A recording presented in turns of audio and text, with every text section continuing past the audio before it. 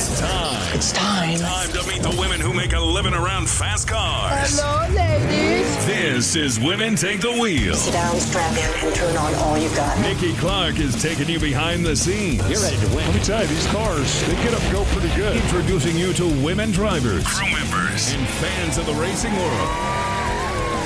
Plus, Nikki is bringing you the latest racing news in Indiana and beyond. We're going to bring it to you from the tower as they get ready to pull into the beam. From the All Indiana Podcast Network. All right, strap yourselves in. Getting off the track and in your ears. This is Women Take the Wheel. Come on, baby. With your host, Here we go. Nikki Clark. Hi, I'm Nikki Clark, your host for Women Take the Wheel, here on the All Indiana Podcast Network. And on this episode, I welcome Kayleigh Hill-Beakley. She's currently a super comp driver, but she's going places with aspirations to drive a top field dragster someday. Kayleigh describes the moment she wanted to race, how she's able to become part of the JCM Driver Development Program, and what you can expect to find if you follow her on social media. Stay tuned.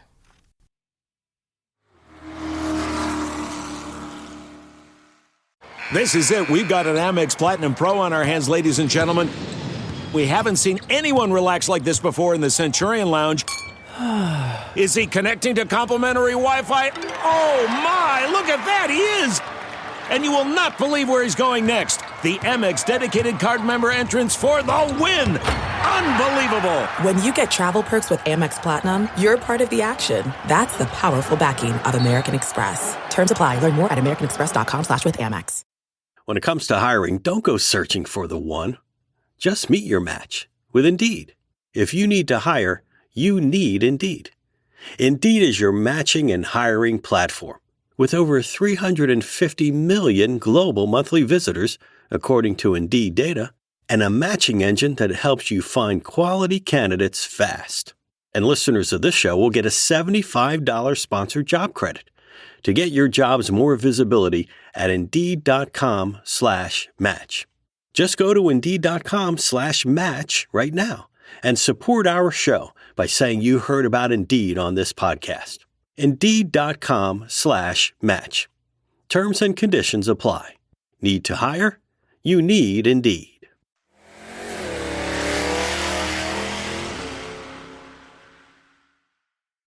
Okay, and welcome to another Women Take the Wheel. And today I am happy to have Kayleigh Hill-Beakley with me. How are you doing?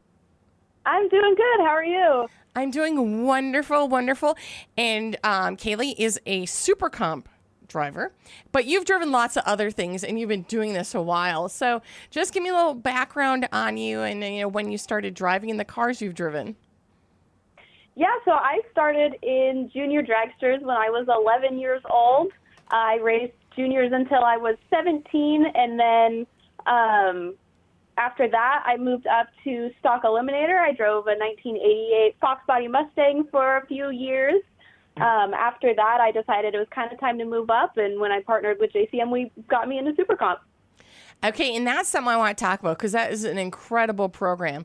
So tell me, how did you, because JCM, we see him on Tony's car and Ida's car, and how did you get into this program and talk about all the advantages it's brought you? And when I say advantages, I mean learning opportunities and things like that. Oh, yeah, definitely. There's a ton of advantages. So when I was still in stock eliminator, I heard that Joe Maynard was looking to support some sportsman racers. So I reached out to him. He didn't make it easy. I think I reached out to him like 6 or 7 times before he responded to me. And then from there, we kind of just created a relationship. And, there's a lot of advantages. I have access to, everybody at JCM.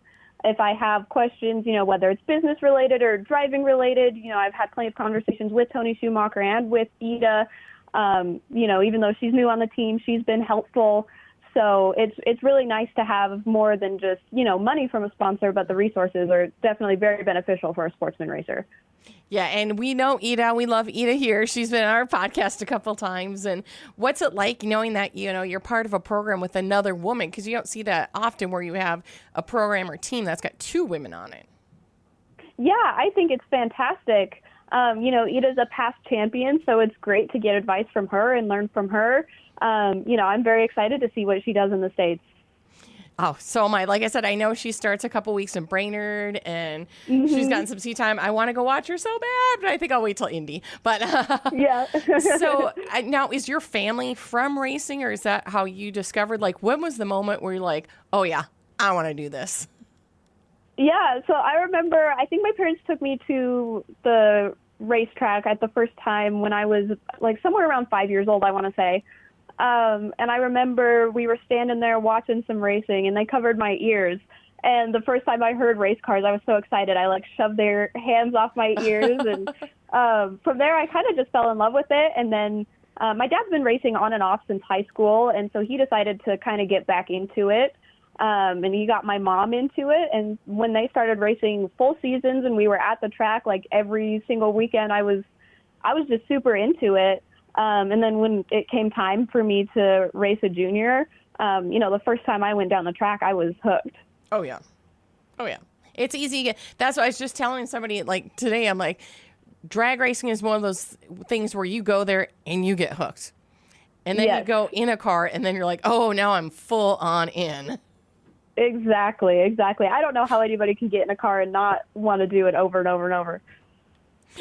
Oh, that is so cool. And so when you got your junior dragster, was it something where your dad's like, hey, let's get you one? Or did you have to be like, oh, Dad, you got to get me one of those?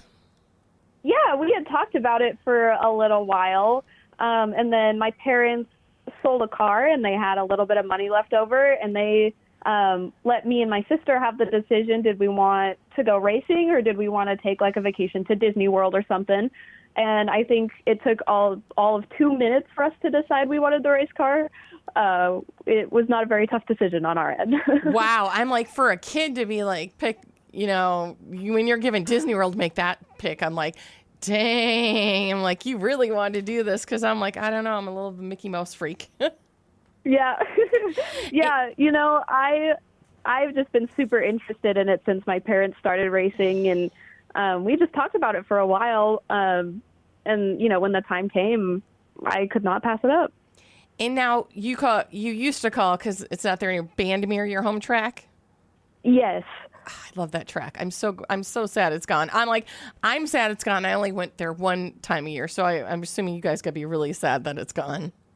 Yes, for sure. I'm very lucky to grow up at a racetrack with such a developed junior program, ET series program, super series program.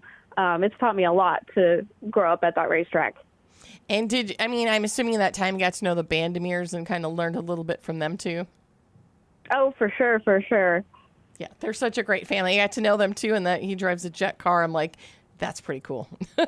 It is. He's getting more back into sportsman racing stuff too, so it's nice to see that as well. That is great. Now, do you just go to regional races, or do you kind of go to all the races all over the country? Well, right now we're kind of focusing on Super Comp. We raced the Spring Fling Million in Vegas, and then there's a local track here in Pueblo, Colorado, that has some bracket racing that we do. But for the most part, it's divisionals and national events. Nice. I'm like, that's where all the fun is at. I'm like, honestly, because their schedules are great, and you regular people have regular jobs during the week, and so I really do love the regionals. And your husband races also? Yeah, he races Super Street. And how is it like? So, have you guys ever raced in the same category? I always ask that of husband and wives. I'm like, do you have to race each other, and how is that? Yeah, when we bracket race, we both race in Super Pro, but we've never had to race each other. Oh, thank goodness. You don't want to deal with that, because I asked Matt and Angie Smith that too. I'm like, Angie, what's that like? Right? Yeah, don't go in there. Don't go there. And I was watching your videos, and oh my God, how cute. Tell everybody about your little pre-race ritual, because I just think this is adorable. Oh, the rock, paper, scissors? Yes. Yeah, I don't know, honestly, how that started. We play rock, paper, scissors before every round. Is that to kind of like just release tension, or just get you focused, or just give you a laugh beforehand, or? Yeah, sometimes before first round, when you have those first round jitters, to do something a little bit silly is kind of nice, just to break your mind up from the nerves, for sure. I was going to say, do you keep track of who wins more? I think my husband wins more. I'm not a very good rock, paper, scissors player. I'm like, I don't know how they do that. Yeah. And so, I mean, and he supports you and everything too, I assume then. So do you guys race all the time together, or do you go and he goes, or is it a team thing? Yeah, Super Street's not at every national event. So sometimes there's national events that I'm at that his car's not at. But, I mean, he's my crew chief, so he's there for me all the time. And then, all the divisionals and stuff, we're both at together. And you work on your car too, correct? Yeah. Him and I work on my car, and my father-in-law helps out as well. And to me, it's like, my big thing is like, if you learned how your car works and you work on it, do you think that makes you a better driver? I think it really makes you a better driver when you can get a full picture and full understanding of the car. So when you're racing and you're at the top end and you need to make a quick decision, and you know exactly how your throttle responds, you know exactly how much you need to take out of it, or if something happens on the track and something breaks, you don't panic because you're like, oh, shoot, that's a silly little thing we need to fix, or, little things like that. And that's a good thing. See, like I said, I could change a race car engine before I could even change the engine in my car. Like I bet you I could probably do an alcohol car more than I could do my own car. Cause after years of watching it, I'm like, oh, I know what goes on in there. Mm-hmm. And now do you look, you're in Super Comp now and that's highly competitive, lots of injuries.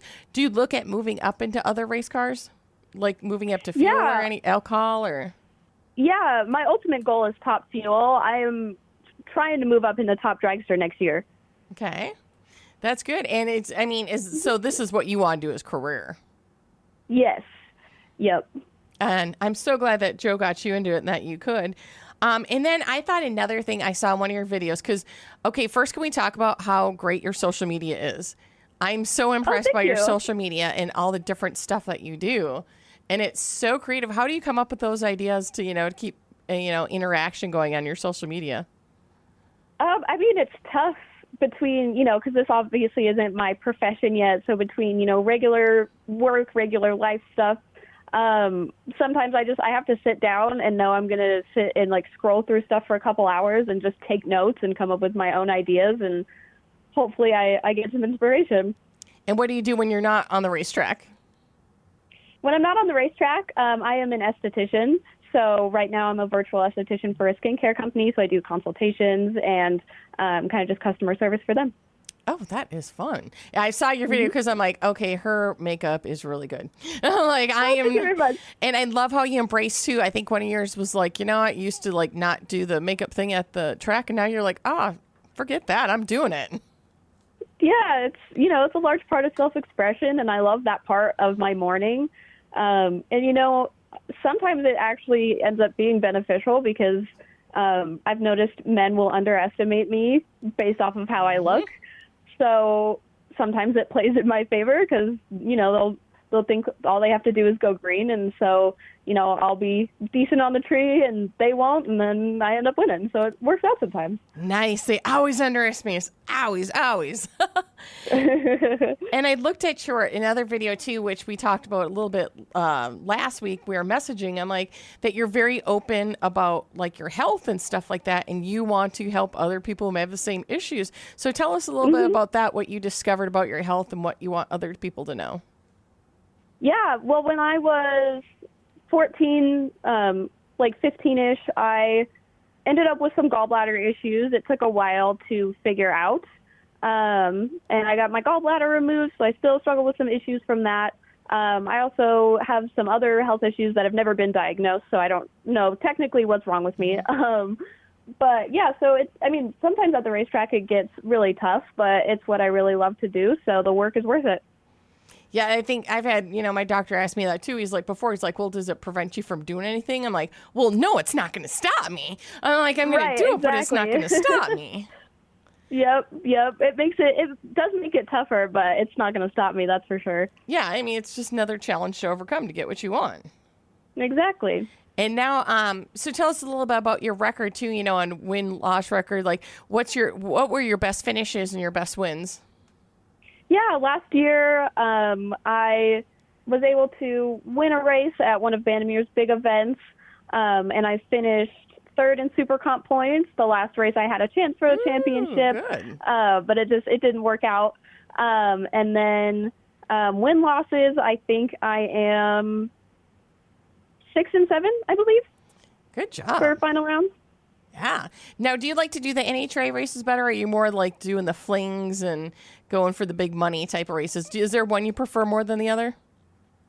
I love all of it. I think all of them have kind of their own unique challenges. You know, the Spring Fling Million this year, I was 17 total and lost a round. So the competition there is absolutely insane, and it makes you have to be a better driver. But also so is Super Comp. So I think I've learned a lot from both. Yeah, because, I mean, aren't there, especially for like Super Comp, that like lots and lots of entries? I mean, how many usually enter a race? Yeah, I mean, it depends. You know, the national events obviously have quotas, but for divisionals and stuff, you know, most of the time it's a 7 or 8 round race for Super Comp. Oh, that's a lot of entries. I'm like, wow. Mm-hmm. So yeah, when you finish that, that's like really proving yourself. That's why I'm like so impressed. I am so impressed with that. So, you know, looking back at your career, I always have fun with these questions. So what is your favorite drag racing memory? Where you're like something that's a core memory you're never going to forget? Yeah, I would say when the World Series at Pro Mod that Drag Illustrated holds, when that was still in Denver, when I was in juniors, I won that race with my mom. Wow. And yeah, that was a huge memory. You know, to be able to get your brain and your car together on the same day is difficult, let alone to do that with, you know, 2 people in 2 cars. So that was a super busy, super fun day. And is the answer to this question, I may already know, your favorite track? Do you have a favorite track, and which one is it? Yeah, I'm a little partial to Vandermeer. Yeah. But, I mean, you know, this year we raced at Vegas for 3 weeks in a row, and then we'll be there again at the end of the year, and that's a beautiful facility. I mean, every track we've been to this year has been really nice, though, so... I was going to say, on like the Vegas race, the thing I love is, you know, we're watching all those jets go overhead. Is like having your next and they're doing these maneuvers. And you should be watching the race cars. Then you're like, ooh, look at the plane, look at the plane. Yeah, exactly. And what kind of advice do you have for other girls who are thinking about getting into racing, like younger girls who are like, oh, I want to go into racing. What should I do first? Yeah, I think that depends, you know, on where you're at, where your family's at. You know, if you have the chance to hop in a junior dragster, I think that's fantastic. I would ask anybody and everybody for advice. You know, you're not always going to take everybody's advice, but you can learn something from every single person at the racetrack. You know, make sure that, you know, there's, you know, luckily drag racing is one of the most inclusive sports out there. But there's still some stigmas and stuff we have to work through. So just make sure that doesn't get you down. Just know every woman out there experiences it, and just do your thing, no matter what anybody says. Yeah, the women stick together, because I love that post you did too. It's like, you know, where's the girls club at the track at? Where y'all at? Yeah. And I like how everybody, I mean, I found that too. Most women like support each other. I mean, even last week, Krista Baldwin had a fundraiser for U.S. Nationals, and you know, you go there and Jasmine turned up and Ida turned up and all these other, you know, women drag racers, they all stick together and work out together. You know, you'd think they'd be rivals, but, you know, women, we got each other's backs. We're supporting each other. Yeah, exactly. And that's what I love so much about this sport is how supportive everybody is. You know, your car breaks at the track and you have 10 people in your pits waiting to help you figure out what's wrong. And, you know, you might be racing one of them next round, but they'll still help you fix your car and get everything put back together. Yeah, that's what, if you move into alcohol, I just talked to somebody else too about how much of a family it is. Oh, Maddie Gordon. I was just talking to Maddie Gordon, who just got 100th Women. I mean, somebody like her is somebody you can go to also, because you guys are close to the same age and same thing. Alcohol pits. I just love the alcohol because everyone is family. Yes, it definitely seems that way. And now is the point where you get to tell everybody, where can they find you? Where can they follow you? Let me know about, you know, all your social handles and websites and everything. Yeah, on TikTok, I am Kayleigh_Beakley. On Instagram, I'm Kayleigh Beakley Racing, and on Facebook, I'm Kayleigh Beakley Racing as well. See, keep it simple. Keep it Yep, simple. Exactly. Or as my bosses always say, KISS, keep it simple, stupid. Yep. Well, I thank you so much for coming on today, and I know that you're going to be making moves in the sport, and we're going to be seeing you a lot more. When's your next race people can watch you at? I will be in Brainerd for the national event. Oh, you're going to love that. I'll have to tell you about that after we stop recording.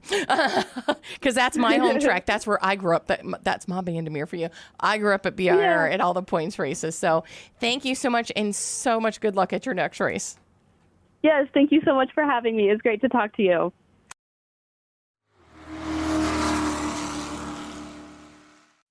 Have you ever covered a carpet stain with a rug, ignored a leaky faucet, pretended your half-painted living room is supposed to look like that? Well, you're not alone. We've all got unfinished home projects. But there's an easier way.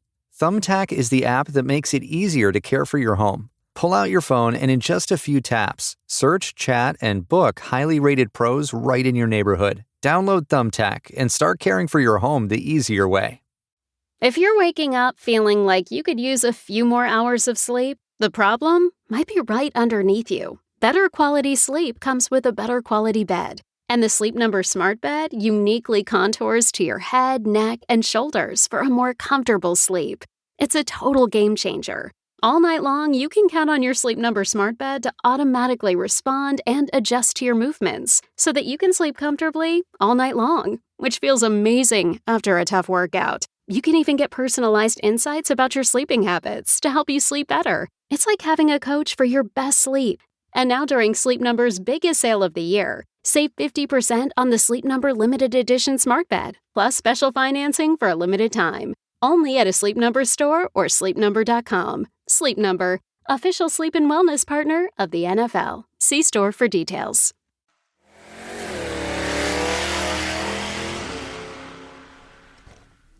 Thank you again for listening. I'm Nikki Clark, and this is Women Take the Wheel.